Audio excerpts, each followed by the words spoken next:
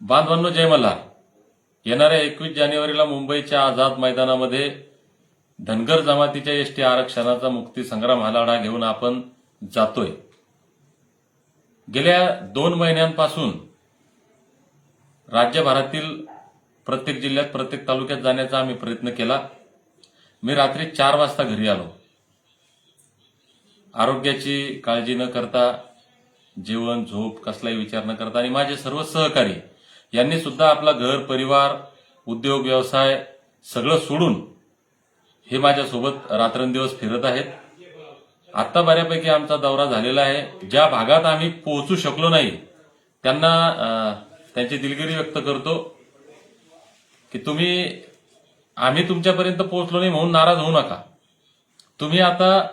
तुम्ही दीपक बोराडे म्हणून तुम्ही प्रत्येक गावात जाऊन तुमच्या गावात काय नियोजन करायचं ते करा आणि या लढ्यामध्ये ताकदीनं उतरा. राज्यभरातून फोन येतात. मी बांधवांची दिलगिरी व्यक्त करतो. प्रत्येकाशी बोलणं होत नाही. काही लोकांचे फोन उचलले जातात, काहींचे उचलले जात नाहीत. कारण मी सातत्यानं माझा काय गोंधळ चालला हे मलाच माहिती आहे. प्रचंड संकटातून राजकीय षड्यंत्रांना पार करत ही लढाई आपण ताकदीनं घेऊन चाललेलो आहे. म्हणून बांधवांनो, मी कुणाशी बोललो नाही बोललो या गोष्टींचा आपण फारसा विचार न करता आपलं काय योगदान या लढाईमध्ये देता येईल तो आपण या ठिकाणी प्रयत्न करावा. 21 जानेवारीला आपण मुंबईच्या आझाद मैदानामध्ये सकाळी 11 वाजता जाणार आहोत. तशी नियोजन तसली तयारी बऱ्यापैकी ताकदीनं राज्यभरातून केली आहे. मी विनंती करेल की 17 सप्टेंबरला हा लढा या ठिकाणी सुरू झाला होता. 17 जानेवारीला आपण जालन्याच्या त्याच आंदोलनाच्या क्रांतीच्या भूमीहून ज्या ठिकाणी अहिल्याबाईंचं पवित्र स्मारक होतंय त्या स्थळावरनं आपण निघणार आहोत. 17 तारखेला अंबड पैठण पाथर्डी मार्गे चौंडी या अहिल्याबाईंच्या जन्मस्थळी आम्ही मुक्कामाला जाणार आहोत. 18 तारखेला सकाळी चौंडी येथून पंढरपूर मार्गे आरेवाडीच्या बिरोबावनात मुक्कामाला जाणार आहोत. 19 तारखेला आरेवाडीतून फलटण तिथं धुळोबांचे दर्शन घेऊन ज्या ठिकाणी बी के कोकरे साहेबांनी या लढ्याची खऱ्या अर्थानं सुरुवात केली होती त्या ठिकाणी फलटण येथील धुळोबाचे दर्शन घेऊन आम्ही जेजुरीच्या खंडेरायाच्या चरणी 19 तारखेला मुक्कामाला असणार आहे. 20 तारखेला जेजुरी येथून निघून पुणे मार्गे नवी मुंबईपर्यंत आम्ही जाणार आहोत आणि 20 तारखेला नवी मुंबईला मुक्काम करणार आहोत. 21 तारखेला सकाळी 11 वाजता आपण मुंबईच्या आझाद मैदानात पोहोचणार आहोत. मी बांधवांना विनंती करेल, ज्यांना शक्य आहे त्यांनी 17 तारखेला 10 वाजेपर्यंत जालन्यात येण्याचा प्रयत्न करावा. जालन्यातून या ताफ्यामध्ये आपण सर्व सोबत जाऊयात. सर्वांसाठी एक प्रकारे ही एक आयुष्यातील एक वेगळी संधी किंवा ही पहिली वेळ असेल.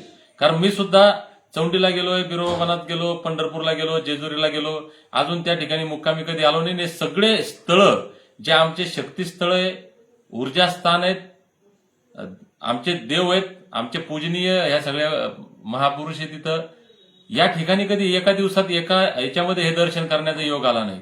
म्हणून या सगळ्या ठिकाणी त्या पवित्र मातीमध्ये, त्या क्रांतीच्या संघर्षाच्या मातीमध्ये आम्हाला तिथं वास्तव्य करता येणार आहे. तिथून एक प्रचंड ऊर्जा आणि ताकद आम्हाला मिळणार आहे.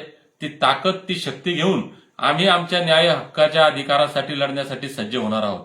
बांधवांनो, 17 तारखेपासूनच्या या प्रवासामध्ये आपल्या राहण्याची खाण्याची व्यवस्था आपण करतोय. म्हणजे राहण्यासाठी कुठं शाळा असेल, कुठं मंदिर असेल, कुठं एखादा हॉल असेल, तिथं आपली व्यवस्था होईल. जेवणाची नाश्त्याची व्यवस्था आपण करतोय. तुम्हाला येताना सोबत फक्त आपल्या अंगावर जे 4 दिवस 8 दिवस 10 दिवस जितकं तुम्ही येण्याचं तुमचं नियोजन असेल तितक्या दिवसांचे तुमचे कपडे, आपल्याला आथरण्यासाठी एक दरी चटई, अंगावर घेण्यासाठी एखादी चादर रग, असं काहीतरी आपल्याला, कारण थंडीचे दिवस आहे, थोडं थंडी आहे अजून, तर आपल्याला ओढण्यासाठी जे कपडे लागतात हे आपल्याला सोबत आणायचे. बाकी खाण्यापिण्याची अडचण नाही. तसंही मी 16 दिवस उपोषण केलंय. जर आपल्याला थोडासा त्रास झाला तर तो सहन करण्याची आमची तयारी पाहिजे, पण त्रास होणार नाही याची आम्ही काळजी घेऊ. कारण 4 दिवस 8 दिवस 15 दिवस जर आपण सोबत राहणार आहात तर आरोग्य चांगलं राहिलं, पोटात असलं तर आपण चालू शकतो. गाडीत डिझेल असलं तर गाडीत पळू शकते. म्हणून आपल्या खाण्यापिण्याची व्यवस्था आम्ही करतोय.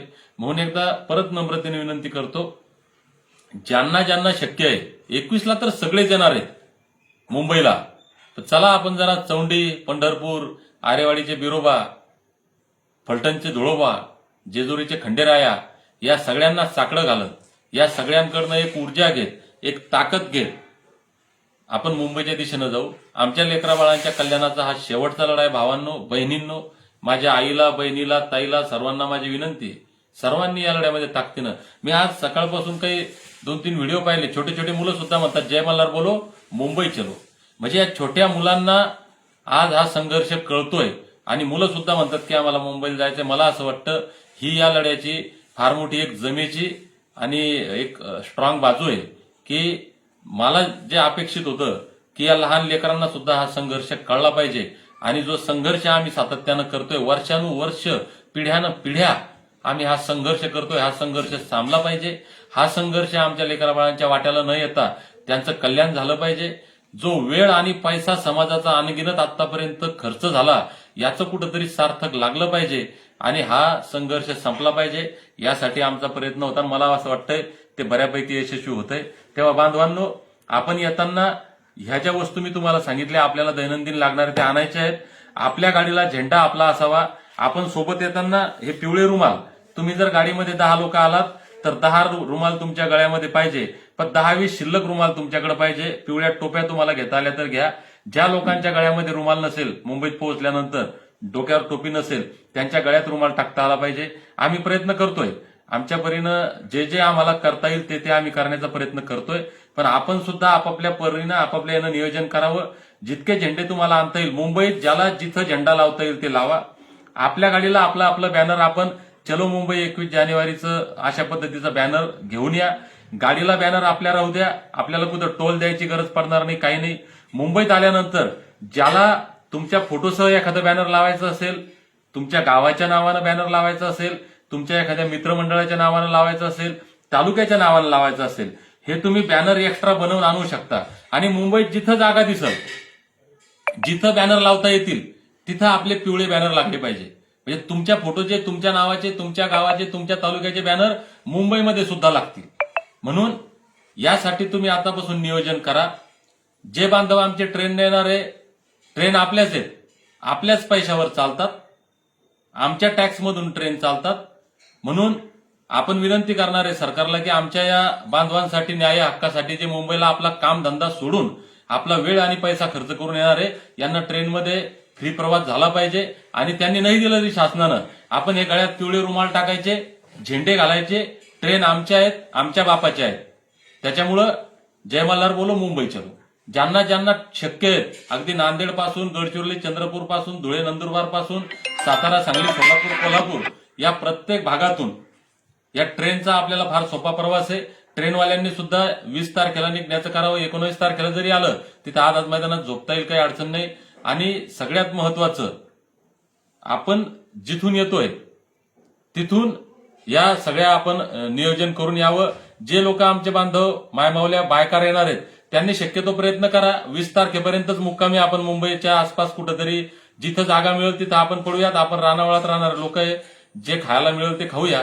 20 तारखेपर्यंत जर आले तर सोपं होईल. कारण 21 तारखेला संबंध महाराष्ट्रातून प्रचंड मोठ्या प्रमाणामध्ये सगळ्या वाहनं, मग तिथं कार्स असतील, टेम्पो असतील, ट्रक असतील, वडाप असतील, हे वेगवेगळ्या वाहनांनी, पिकअप असेल, सगळे आमचे समाज बांधव, मायमावले येणार आहेत. तेव्हा 21 तारखेला ट्रॅफिक होईल आणि तुम्हाला तिथपर्यंत पोहोचता येणार नाही. म्हणून जितक्या लवकर आपण मुंबईच्या वेशीवर पोहोचू, जितक्या लवकर आपण आझाद मैदानात पोहोचू, तितक्या लवकर आपली जागा तिथं सुरक्षित होणार आहे. म्हणून आपण आपल्या पद्धतीनं यावं. सर्वात महत्वाची विनंती भावांनो, काही मीडियावाले आमच्या सोबत होते, मीडियाने आम्हाला न्याय देण्याचा प्रयत्न केला, आम्हाला मीडियाला नाव ठेवायचं नाही, परंतु आपली मीडिया सोशल मीडिया. म्हणून हा मोबाईल हे सर्वात मोठं आमचं क्रांतीचं साधन आहे, आमच्या हातातलं सर्वात मोठं शस्त्र आहे. एका धनगराला दुसऱ्या धनगराशी जोडण्याचं हे सगळ्यात मोठं साधन आहे. म्हणून या मोबाईलचा वापर करून हा मेसेज, हा व्हिडिओ प्रत्येक आमच्या मल्हार मावळ्यापर्यंत पोहोचवा. अडचण तुम्हाला कुठंच येणार नाही. आपले बॅनर, आपले झेंडे, आपले रुमाल गाडीला लावून आणायचे, सोबत आणायचे. मुंबईत आपला झेंडा रोवला पाहिजे, आपलं बॅनर मुंबईमध्ये लागलं पाहिजे. तुमच्या फोटोचं, तुमच्या नावाचं, तुमच्या गावाच्या नावाचं बॅनर मुंबई लागलं. मुंबईच्या जिथं दिसल तुम्हाला, जिथं लावता येईल, आपल्यासोबत दोऱ्या घेऊन या, आपल्यासोबत खिळे घेऊन या. आणि जिथं ठोकता येतील तिथं बॅनर ठोकायचे, जिथं बॅनर लावता येतील तिथं लावायचे, जिथं झेंडे लावता येतील तिथं लावायचे. आपल्याला बांधवांनो मुंबई पिवळी करायची आहे.